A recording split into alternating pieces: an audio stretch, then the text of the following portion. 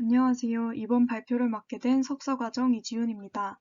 이번 발표에는 EEG 뇌파 신호만을 가지고 마일드 커그니티브 임페리먼트 환자가 알츠하이머병으로 진행이 될지에 대한 여부에 대해서 예측하는 논문을 준비해 보았습니다. EEG oscillations during word processing predict MCI conversion to Alzheimer disease 논문은 뇌파 신호만을 가지고 마일드 커그니티브 임페리먼트 환자가 알츠하이머병으로 진행이 될지 예측 및 주파수 분석을 수행한 논문으로 해당 논문의 저널 임팩트 팩터는 4.891 그리고 뉴로이미징 분야에서 Q2에 위치하고 있습니다. 논문 소개에 앞서 마일드 커그니티브 임페리먼트, 줄여서 MCI는 동일 연령대에 비해서 인지기능, 특히 기억력이 떨어지지만 일상생활을 수행하는 능력은 남아있어서 아직은 치매라고 할 정도로 심하지 않은 상태로 경도인지 장애라고도 불립니다. 이러한 경도인지 장애를 가졌을 때 세 가지 경우가 존재한다고 하는데 1년 후에 정상 인지 기능으로 다시 돌아가는 경우, 그리고 인지 기능이 더 나빠지지도 않고 더 좋아지지도 않는 인지 기능 상태가 유지가 되는 경우, 그리고 경도인지 장애에서 치매로 진행이 되는 경우, 이렇게 세 가지 경우가 존재한다고 합니다. 매년 10에서 15%의 경도인지 장애 환자가 치매로 진행되는 것으로 알려져 있다고 하고 대부분 알츠하이머병으로 진행이 된다고 합니다.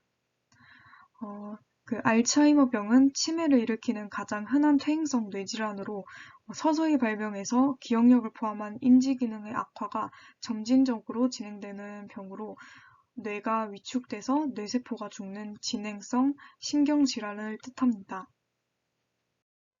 논문에서는 경도인지 장애 환자가 알츠하이머로 진행될지 여부를 예측하기 위해서 다음과 같은 실험을 진행을 하였습니다.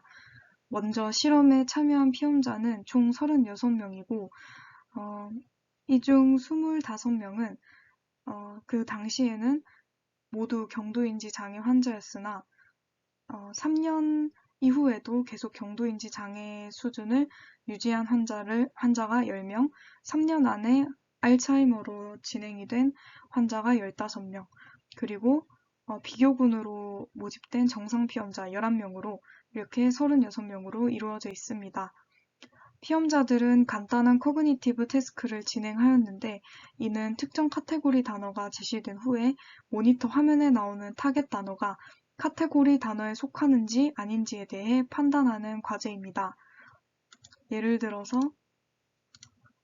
A type of wood라는 카테고리 단어가 제시가 되었을 때 1초 후에 모니터 화면에 나타난 타겟 단어가 오크와 같이 이제 나무의 한 종류로 카테고리 단어에 속하는 경우에 congruent, 일치한다고 판단을 하고 cat과 같이 카테고리 단어에 속하지 않는 경우에는 incongruent, 불일치하다고 판단을 하게 됩니다. 하나의 트라이얼은 카테고리 단어가 음성으로 제시된 1초 후에 타겟 단어가 모니터에 나타나게 되고 3초간의 대기 시간을 가진 후에 피험자가 타겟 단어를 한번 읽고 congruent인 경우 yes, incongruent인 경우 no라고 판단하는 것으로 이렇게 하나의 트라이얼이 이루어져 있고 하나의 블럭당 총 144개의 트라이얼을 진행을 하게 됩니다. 이때 동일한 카테고리 단어가 랜덤하게 3번에 걸쳐서 이제 제시가 되었다고 하고 이러한 점을 적용을 하면 한 블럭당 존재하는 카테고리 단어가 48개인 것을 유추를 할 수 있습니다. 그리고 한 블록이 수행되는 시간은 대략 20분이었다고 하며 총 3번, 한 피험자에 대해서 총 3번의 블록이 반복되었다고 합니다. 다음으로 해당 패러다임을 진행하면서 19개에서 32개의 채널 뇌파 데이터가 250Hz의 샘플링 레이트로 측정되었다고 하고 논문을 살펴보았을 때 부착한 채널 정보에 대해서 구체적인 사항은 언급되어 있지 않았습니다. 이렇게 측정된 뇌파 데이터는 전처리를 위해서 0.016에서 100Hz의 밴드패스 필터가 적용되었다고 하고 마스토이드 채널을 사용한 리레퍼런싱 그리고 EOG 및 기타 잡음 제거를 위한 ICA가 수행되었다고 합니다. 그리고 뇌파 데이터를 분석하기 위해서 타겟 단어가 제시된 시점부터 1초에 해당하는 구간을 에포킹해 주었다고 합니다. 정상피험자군, 경도인지 장애 환자군, 알츠하이머병으로 진행이 된 환자군이 타겟 단어에 대해 보인 오실레이터리 체인지를 분석하기 위해서 타겟 단어가 제시되기 0.2초 전 구간을 베이스라인 구간으로 설정해서 세타, 알파, 베타 대역에 대한 주파수 분석을 진행하였다고 합니다. 세타 밴드 같은 경우에는 3에서 5Hz, 알파는 9에서 11, 베타는 15에서 20Hz 대역으로 설정하였다고 하고 세타 파워의 증가는 단어 형태에 대한 처리를 진행할 때 발생한다고 하며 에폭된 1초 중에서 0에서 0.5초 구간을 중점적으로 확인하였다고 합니다. 그리고 알파 파워의 감소는 감각 정보의 사후 처리랑 관련되어 있다고 하며 0.5초에서 1초 구간을 중점적으로 확인을 하였다고 합니다. 마지막으로 베타 파워의 감소는 단어 의미 일치 여부에 대해서 처리할 때 나타난다고 하며 0.5에서 1초 구간을 중점적으로 확인하였다고 합니다. 그리고 이러한 주파수 파워 분석을 위해 사용한 채널은 PZ, CZ로 두 개의 채널을 사용하였다고 합니다. 먼저 첫 번째 결과입니다.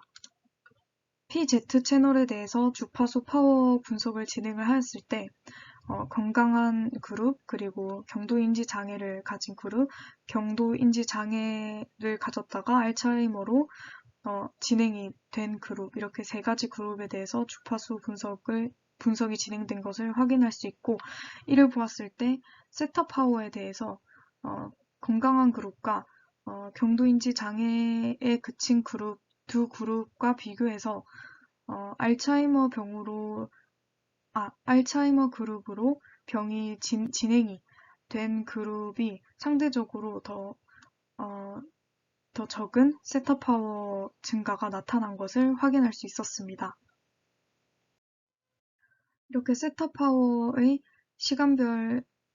시간별로 어느 정도로 증가와 감소가 이루어졌는지를 확인을 해보았을 때 역시 여기서도 알츠하이머 병이 진행된 그룹이 나머지 두 그룹보다 확연히 세타 파워의 증가가 떨어지는 것을 확인할 수 있었고 각 피험자별로 또 이렇게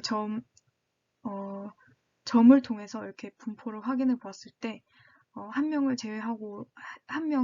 피험자를 제외하고는 알츠하이머 병으로 진행되었던 경도인지 장애 환자 그룹이 확연히 세타 파워의 증가가 이루어지지 않았음을 확인할 수 있었습니다. 이 결과는 PZ 채널에 대해서 타겟 단어를 처음 들었을 때, 그리고 두 번째 들었을 때, 그리고 세 번째 들었을 때의 각 그룹에 대해서 알파 파워 감소가 어떻게 진행이 되는지 나타낸 그래프이고, 이 그래프를 보았을 때 알츠하이머 병으로 진행이 이루어진 해당 그룹을 제외하고 나머지 두 그룹에서는 타겟 단어를 들음에 따라서 알파 파워 감소 정도가 조금씩 줄어드는 것을 확인할 수 있었습니다. 하지만 알츠하이머 병으로 진행이 된 그룹에서는 따로 그러한 현상은 발견할 수 없었습니다. 이 결과는 CZ 채널에 대해서 주파수 파워 분석을 진행하였을 때 정상 그룹과 경도인지 장애 환자 그룹, 그리고 3년 안에 알츠하이머가 진행된 그룹별 결과이고 PZ 채널과 마찬가지로 알츠하이머 그룹의 셋업 파워가 두 그룹과 비교해서 거의 나타나지 않은 것을 확인할 수 있었습니다. 그리고 CZ 채널 또한 셋업 파워에 대해서 PZ와 비슷한 결과를 보이는 것을 확인할 수 있었고 알츠하이머 그룹의 베타 파워가 나머지 두 그룹과 비교해서 더욱더 감소하는 경향을 보이는 것을 확인할 수 있습니다. 두 번째로 논문에서는 경도인지 장애 환자 그룹과 정상 그룹 때 알츠하이머로 진행이 이루어진 그룹 간 이진 분류를 수행하고자 했고 이때 사용한 분류 모델은 LDA와 SBM 그리고 크로스 밸리데이션 기법으로는 리브 원아웃 크로스 밸리데이션을 적용하였다고 합니다. 분류를 위해 사용한 뇌파 특징으로는 PZ 채널에서의 셋업 파워 0에서 0.5 구간의 셋업 파워 그리고 CZ 채널의 0.4에서 0.5초 구간의 셋업 파워를 사용하였다고 합니다. 분류 결과는 사용한 채널 및 congruent, incongruent 분류 모델에 따라서 각각 도출을 하였고 성능 확인 지표로 sensitivity, specificity, D'을 사용하였다고 합니다. D'은 모델의 sensitivity 및 편향 정도에 대해서 나타내주는 지표라고 하는데 3에 가까울수록 좋은 밸런스를 가진 모델이라고 평가할 수 있다고 합니다.